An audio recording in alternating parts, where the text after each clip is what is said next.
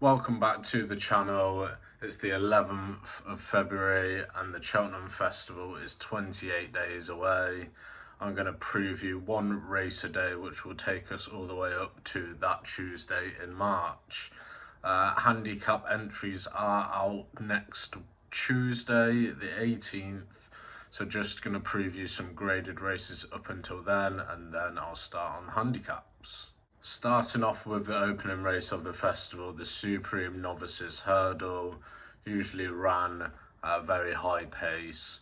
Usually needs something that is able to go at that pace and still find something up the Cheltenham Hill. It's a 2-mile grade 1 novice hurdle. It's run over 2 miles and half a furlong. The last 5 winners of the race, as you can see here, have been Slade Steel, Marine Nationale, Constitution Hill, Appreciate It, and Shishkin. And the trainers of those horses have been Henry de Bromhead, Barry Connell, Nicky Henderson, Willie Mullins, and Nicky Henderson again.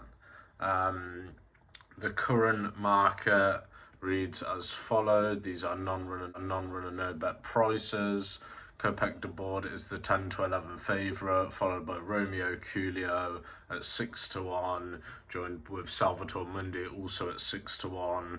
Workahead at 12 to 1. The New Lion is a bit shorter, but won't go to this race. Kawabunga, etc, etc. But yeah, the top 4 are the market principles, and they're the 4 that I'm going to concentrate on here. Taking a look back at this race over the last few years, the ground tends to be soft or good soft on day 1 of the festival, and you want a horse that definitely won or came second last time out. As I mentioned before, something that can kind of stay a bit well, as evidenced by horses like Classical Dream and Shishkin winning this race before. Starting off with the 10 to 11 market favourite Kopek de Board for Willie Mullins. He put up a very, very good performance last time at Dublin Racing Festival, which saw him become the rightful favourite for this race. Money just keeps coming for him. You can kind of see why the yard very much talking up his chances, and I think they think a lot of this horse. He improved a ton from his debut, jumped so much better, and before this race, before his race at the Dublin Racing Festival, the Supreme was starting to look quite weak. That's changed a lot now, in my opinion. Could be one of the better races of the festival if we get the kind of 4 main market principles currently. He showed so much improvement last time that you'd be kind of wary to rule out any more improvement, and if he was to improve again of a performance like that, I mean, he's already rated 157 over hurdles. Yeah, he could kind of blow this field apart. It wouldn't be one that I'd be looking at singles on right now. I'd kind of hope to think he's bigger than even money on the day, but certainly one for the multiples could get one off to a flyer on Tuesday. Moving on to Romeo Coolio for Gordon Elliott. He's solid. Obviously ran in the champion bumper last year, was running very well until being kind of passed by Jasmine DeVoe. Not sure how kind of strong that form's looking now, since Jasmine DeVoe's not been great over hurdles, but obviously kind of different discipline. Coolio hasn't done much wrong. Obviously lost December to Toon Savita, which wasn't great, but did kind of get back on the right path, beating Blue Devassi by 9 lengths at Leopardstown over Christmas. He's rated 148 over hurdles. I'm just not sure how much more there is in him. I'm not sure if he's top class. That bumper form not really working out from last year.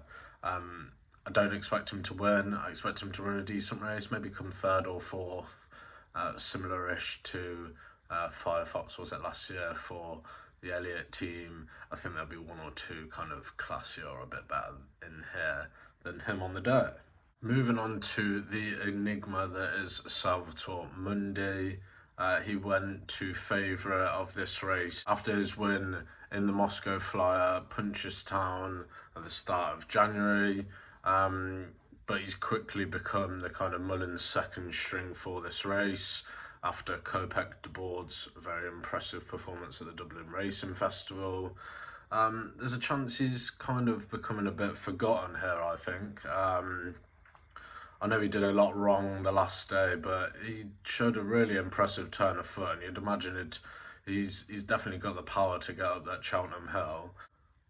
If he can kind of improve his jumping again, and if going at a quicker pace kind of helps him settle and jump a little bit better, then he'd certainly have his chance in here. He's 6-1, currently similar price to Romeo Coolio.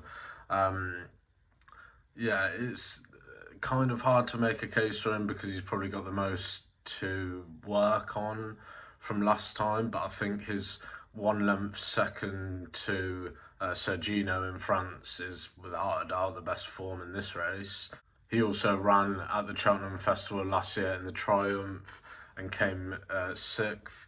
He was quite well back that day, going off 17-2 on his first start in England. It seemed like they thought a lot of this horse until Kopek de Board came out. Yeah, wouldn't rule him out, but at the same time, 6-1, I don't think you could be getting involved in that currently at that price. And finally, the last one I'm going to take a look at in this race is Workahead, my 25-1 anti-post selection for this race, put up just after that maiden hurdle win at Leopardstown at Christmas. Put them up on my Twitter, go and have a look at that. I'll put the link in the description if you want to go and have a look at any of the other bets I've put up so far. Some good, some not so good, to be honest. Yeah, a mixed bag, but 25-1 on this lad looks like one of the better ones. He certainly didn't look the finished article on his maiden hurdle debut, coming 9 lengths third behind Jasmine DeVoe, which that form hasn't worked out too well. But he took a massive leap of improvement, dispatching William Money by 7 lengths at Leopardstown over Christmas in a maiden hurdle. That kind of form line through William Money, then racing against Kawabunga. Kopek de Boards beat Kawabunga by 2 lengths. William Money was only beaten a length by Kawabunga.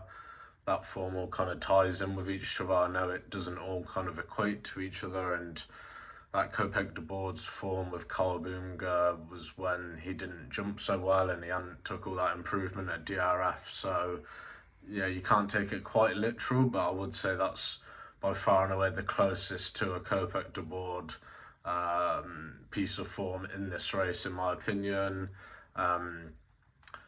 Got a little bit worried when he wasn't entered at Dublin Racing Festival, but seeing how Henry de Bromhead's horses kind of ran over that time, I was glad that he didn't run. If they're saving him for Cheltenham, I think that's only a good thing. Henry always has his horses right for March. He won this race last year with Slade Steele, who I was on that day. I think this lad will stay further. He won a point over 3 miles.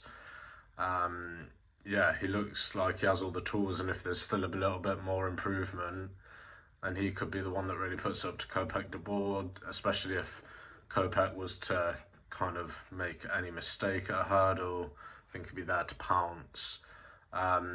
He's going to have the longest layoff, obviously, because of not running at the Dublin Racing Festival. But that's not going to be an issue for this lad. Yeah, let's just hope he gets there, because I think he's got a great chance. The fact that there's still double figure prices out there, if you just take the anti-post rather than a non-runner no bet, I think that's great value here in this race. Very happy with my 25-1. I will be going in again kind of when final declarations are made. And just a few more things. The New Lion won't run in this race. I know he's quite short in the non-runner no bet market, but he won't run. He'll run in the Turners.